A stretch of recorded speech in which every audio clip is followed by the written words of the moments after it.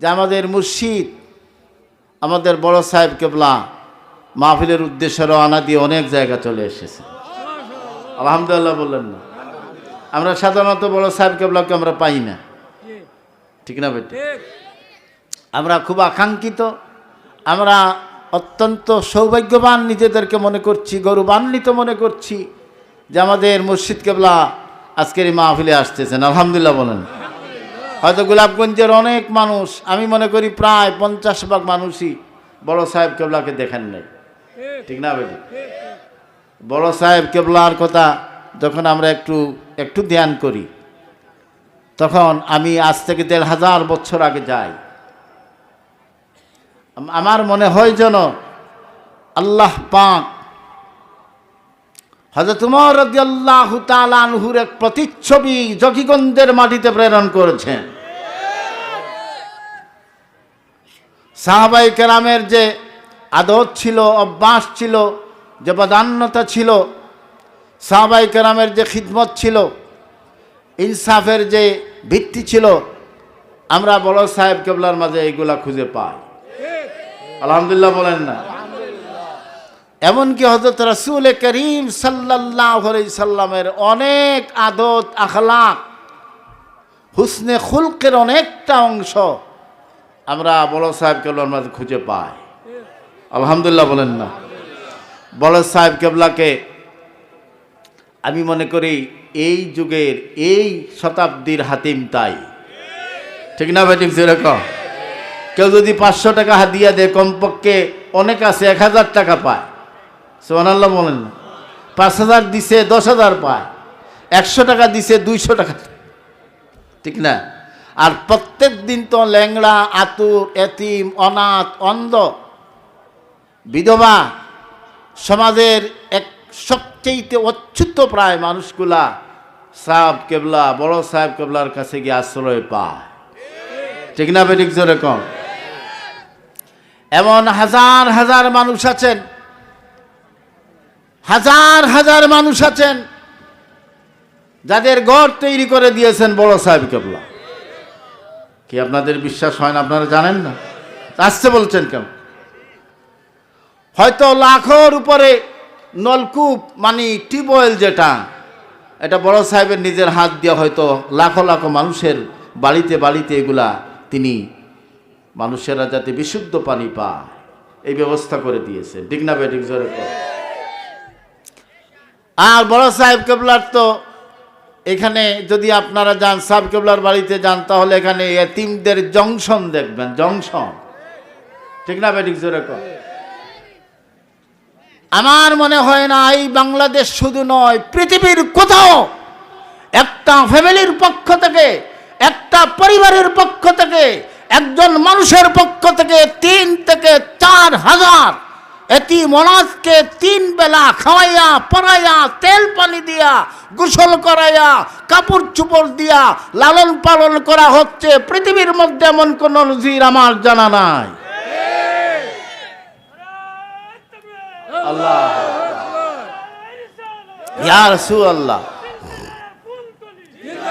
জিন্দাবাদ, সিলসিলায়ে ফুলতলি জিন্দাবাদ, জিন্দাবাদ, আল্লাহু আকবার। আমার বন্ধুগণ, তাই শেষ নয়,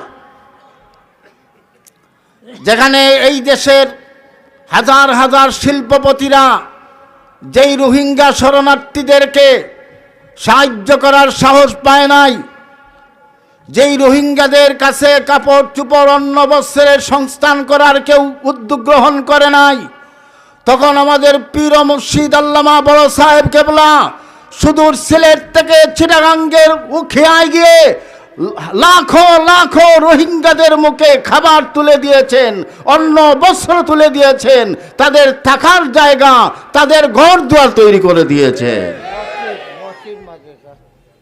এটা কি একটু বাড়াইয়ে বলছি নাকি?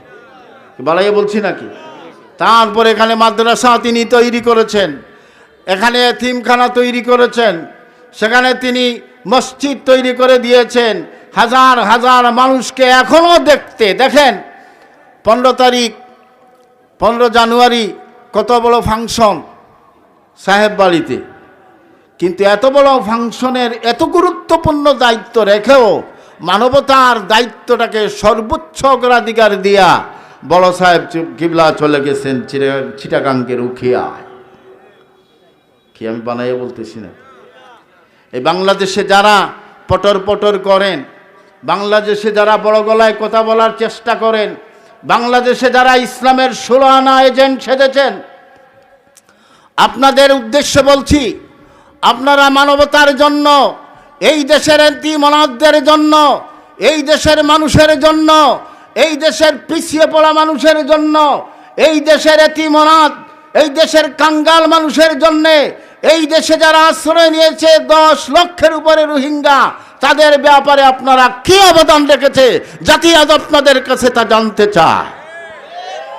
ঠিক না ভাই? ঠিক জোরে কও। শুধু পাগড়ি পাজামার ভিতরে ইসলাম নয়, শুধু পাঞ্জাবির ভিতরে ইসলাম নয়, ওয়াজের ভিতরে ইসলাম নয়, গলাবাজির ভিতরে ইসলাম নয়, মানবতার ভিতরেই রয়েছে ইসলাম। কারণ মানবতাই হইল সারা পৃথিবীর সবচেয়ে শ্রেষ্ঠতম সম্পদের নাম। ঠিক না ভাই? ঠিক জোরে কও। এই পৃথিবীতে যখন মানবতা ছিল না, তখন সেই মানবতা, মানবাধিকার প্রতিষ্ঠা করেছিলেন মুহাম্মদুর রাসূলুল্লাহ সাল্লাল্লাহু আলাইহি সাল্লাম। আর এই বর্তমান যুগে, এই ফিতনার যুগে, এই ঝড় ঝঞ্ঝাট বিক্ষুব্ধ জনতার এই পৃথিবীতে আজকে মানবতার জন্য যারা কাজ করে গেছেন, প্রথম করে গেছেন আমার ফুলতলি সাহেব কেবলা, তার আগে করে গেছেন হযরত হাতিম, তাই বলে যারা যাকে ডাকা হয় বদরপুরি হাতিম আলী ইয়াকুব বুন্দাশিলি রাহিমাহুল্লাহ, সুবহানাল্লাহ বলেন না। এখন সেই খেদমত করছেন। মানবতার খিদমত যেমন দিন দিন উতলে পড়ছে যাদের মাঝে, যারা মানবতার জয় গান সারাটা দিন গান এবং সারাটা রাত না ঘুমাইয়া মানুষের খিদমত করেন, সেই খিদমতের পুরোপুরি অংশীদার হলেন আমার মুর্শিদ কিবলা আল্লামা বড় সাহেব কিবলা। ঠিক না বেটি? কিছু রেখো আমার বন্ধুগণ, আমার ভাইরা। এজন্য আল্লাহ পাক রব্বুল ইজ্জত তাবারাকা ওয়া তাআলা তিনি কোরআনে কারীমের মধ্যে ইরশাদ করেছেন, ওয়াত্তাবিউ সাবিলা মান আনাবা ইলাইয়া, তোমরা তাদের অনুসরণ করো, তার অনুসরণ করো যারা আমার প্রতি বিনীত হয়েছেন, আমার প্রতি, আমার রাস্তায় যারা মাথাটাকে হেড করে দিয়েছেন, আমার পথে যারা ধাবিত হয়েছেন, আমার পথে যারা পরিচালিত হয়েছেন। অর্থাৎ তোমরা হক্কানি রব্বানি আল্লাহর ওলিদের অনুসরণ করো। সুবহানাল্লাহ বলেন না? আজকে যারা ওলি আল্লাহর বিরুদ্ধে কথা বলছে, আজকে যারা পীর ফকির শুনলেই, নাম বললেই জঙ্গি বলে, আজকে যারা পীরদেরকে, পীর মুরিদিকে পীর পূজা বলে, আজকে মাজার জিয়ারতকে মাজার পূজা বলে, তোমরা দেখি তোমাদের একটা দৃষ্টান্ত দেখাও। তোমরা শুধু মাজার জিয়ারতের কথা মাজার পূজা বলো, পীর মুরিদিকে তোমরা পীর পূজা বলো। তোমরা যে সমস্ত কথা বলছো এটা তো তোমাদের পক্ষেই বলছো, কিন্তু কোরআন এবং সুন্নাহর বিরুদ্ধেই তোমরা বলছো। ঠিক না বেঠিক? জোরে কও। আমার আল্লাহ বললেন তোমরা আমার ওলিদের অনুসরণ করো, ওয়াত্তাবি সাবিলা মান আনাবা ইলাইয়া, আমার পথে যারা ধাবিত হয়েছেন, আমার ওলি আল্লাহ যারা, আমার মাহবুব বান্দা যারা, তোমরা তাদের পথেই ধাবিত হও, তোমরা তাদের প্রতি অনুসরণ করো। সুবহানাল্লাহ কর না?